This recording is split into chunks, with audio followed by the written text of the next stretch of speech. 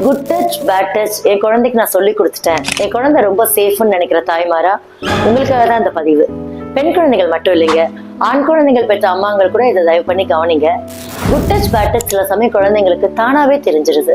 ஆனா உங்களுக்கு வேண்டிய ஒரு நபர் ஒரு தப்பான செய்கை செய்யும் போது உங்ககிட்ட அது எப்படி சொல்றது அப்படிங்கிற தயக்கம் தாங்க அவங்களை சீரழிக்குது.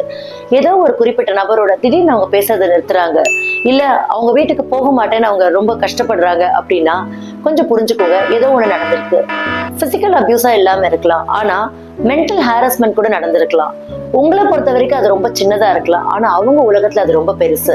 ஒருவேளை இப்ப நீங்க காமிக்கிற அலட்சியத்தினால வேற ஏதாவது பெருசா நடந்தா உங்ககிட்ட சொல்லணும் அப்படிங்கிற நம்பிக்கை கூட உங்க குழந்தைங்களுக்கு விடுபட்டு போகலாம். இந்த மாதிரி ஏதாவது வித்தியாசமா குழந்தைங்க பிஹேவ் பண்றாங்கன்னா குழந்தைங்களை கூப்பிட்டு ரொம்ப அன்போட ரீஅஷூரன்ஸ் கொடுங்க. இந்த மாதிரி ஏதாவது நீ என்கிட்ட சொல்றதுனால நமக்கோ நம்ம குடும்பத்துக்கோ எந்த ஆபத்து வராது, எதுனாலும் யாருனாலும் பரவாயில்ல என்கிட்ட சொல்லு அப்படின்னு ரீஅஷூரன்ஸ் கொடுத்து கேட்டு பாருங்க. ரொம்ப அன்போட பக்குவத்தோட நீங்க கேட்கறதுல தான் இருக்கு அவங்களுடைய ஃபியூச்சர்ல அவங்க கில்ட் அப்படிங்கிற ஒரு விஷயம் இல்லாம அவங்க தப்பிக்கிறது. பக்குவமா ஹேண்டில் பண்ணுங்க பேரண்ட்ஸ். All the best.